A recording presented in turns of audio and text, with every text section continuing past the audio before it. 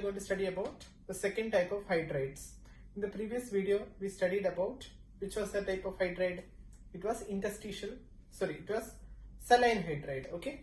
So first we studied about saline hydride. Now we are going to study about the second type of hydride. That is your P block hydrides. Okay. P block hydrides are known as covalent hydrides. Covalent hydrides. Okay. They are your P block hydrides. Whereas first category of hydride, which was saline or salt-like or ionic hydride, was your S block hydride. And this is your P block hydride. That is the difference. Okay. Covalent hydrides, they are known as P block hydride. P block hydrides. Why they are P block hydrides? Because hydrogen reacts with P block element to form that particular hydride. Let's see example. For understanding about this type of hydride, we have to study about P block.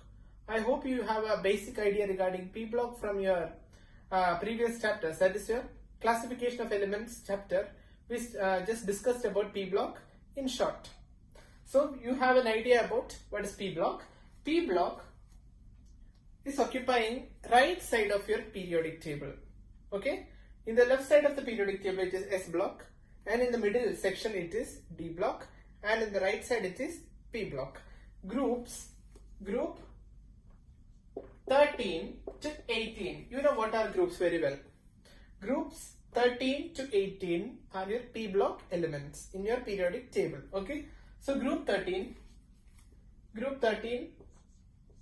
What are group 13? Aluminium or boron family. Boron, aluminium, gallium, indium, thallium. Boron, aluminium, gallium, indium, thallium. Okay. These are your elements in your 13th group of your periodic table. That is a P block first group. Okay. And group 14 is your carbon, silicon, germanium, tin, lead. I'm not writing the name, I just wrote tin. Okay. Tin is stannum, we know. SN. Okay. Group 14 we wrote. Group 15. Group 15 is known as what? This is your nitrogen family. This you have to remember. You should have an idea of, if I'm telling you silicon, you should know that it belongs to carbon family. So properties of carbon will be similar to properties of silicon. Okay. So nitrogen, phosphorus, arsenic, antimony. Antimony is SB. Antimony, bismuth. These are your 15th group elements. That is your P block, third P block. Okay, third P block group. Group 16 is your oxygen family. Oxygen, sulfur, selenium, tellurium, polonium. These are the elements of group 16. Oxygen family chalcogens. Group 17 is your halogen family. Halogen family contain fluorine, chlorine, bromine, iodine, astatin. And the last P block, that is your group 18, noble gas family. Here, what are the members of noble gas family? Easy. Helium, neon, argon, krypton, xenon, radon. This is radioactive. Okay. Okay. We should have an idea of what are the particular elements present in the group. Now, let's see which all groups can form hydrides. Okay. I will tell you, hydride formation is a chemical reaction. Noble gases belong to group 18. So do they need to react with anything? No need, because they have already octet stabilization. So their octet is already completed. Except helium is also stable because outermost orbital is fully filled. So their outermost orbitals are fully filled. So they do not need to take part in chemical reaction. So they will not form hydride. So group 18 will not form hydrides. Understand? So there is no hydride of group 18. Now we have choice of group 13, 14, 15, 16, 17. Let's talk about group 13 onwards. Group 13 forms hydrides. They are boron can form hydride, aluminum can form hydride, like that. Boron can form a hydride, aluminum can form a hydride, like that. Many other elements can also form hydrides. So let's see about boron hydride. Boron hydride is B2H6. Simply you can write BH3. BH3, but it exists in the form of B2H6. Two boron is bonded together and it is existing, but simple formula. This is your which formula? This is the empirical formula, right? Your empirical formula is BH3, but your actual formula is B2H6. Okay, forget about it. Think about BH3. Valency of boron is 3. We know aluminum family or boron family valence is 3, and boron forms hydride means BH3 is the formula. Now let's see a structure BH3 or simply B2H6. Imagine one boron is bonding with 3 hydrogens. Just imagine. Then how many electrons are actually present along with boron? 2, 4, 6. 6 electron. Is it completing the octet? No. So we can say that it is not octet complete, or it is less. Electron is less. So we say electron deficient because it is not reaching the octet completion. So boron is not reaching octet completion means it is electron deficient. It needs 2 more electrons to become 8. So we can say that group 13 hydrides are known as electron deficient hydrides. So group 13 is electron deficient. Group 13 hydrides are electron deficient hydrides. Understand? Boron hydride or aluminum hydride all are electron deficient because they are not reaching the octet completion. Okay. Group 14. Group 14, let's see. First element, carbon. Carbon can form hydride, right? Carbon can form many hydrides. The reaction of carbon with hydrogen produces many organic compounds. Alkane, alkene, alkynes. So many categories.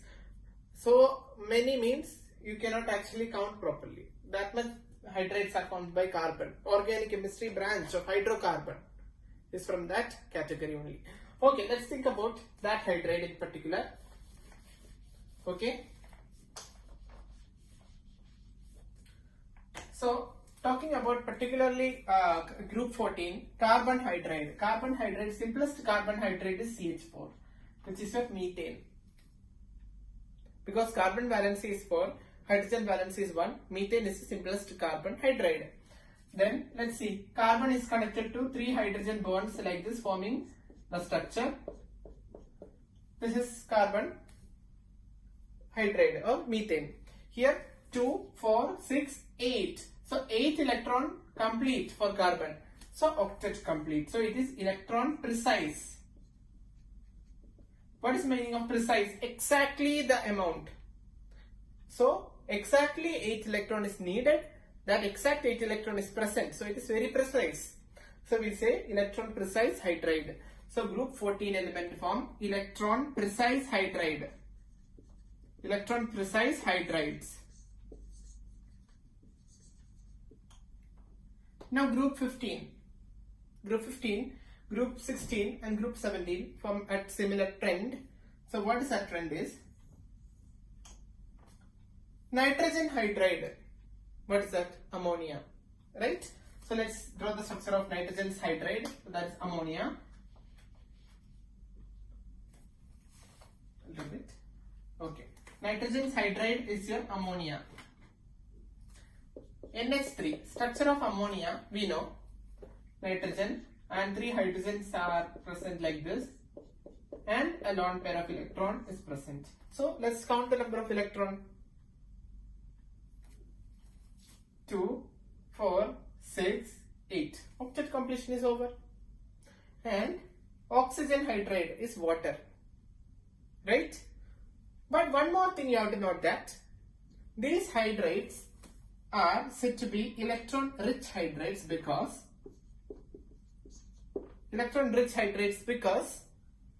why they are electron rich? They have free lone pair of electron. That is the reason. Whereas here it was not even reaching that optical stability. Here it was exactly the stable condition, but electron was not exactly present, no free lone pair. Here lone pair of electron is present. Lone pair of electron is present means it is free. That means rich of electron. So we call this is electron rich hydride. Similarly, oxygen hydride, water. H2O. The structure is like this, bent shape. 104.5 degree bond angle, bent shape. So lone pair of electron is free, or we can say free lone pair of electron is present. So that is electron rich. Even though it is octet complete, still it is having free electrons. So that is electron rich hydrides. So these are electron rich hydride. So similarly, fluorine hydride, that is hydrogen fluoride, hydrogen chloride, hydrochloric acid or hydrogen chloride, hydrogen bromide, hydrogen iodide, anything. This we are not considering, it's radioactive. Slightly, okay. So group 18, no need of forming hydrides.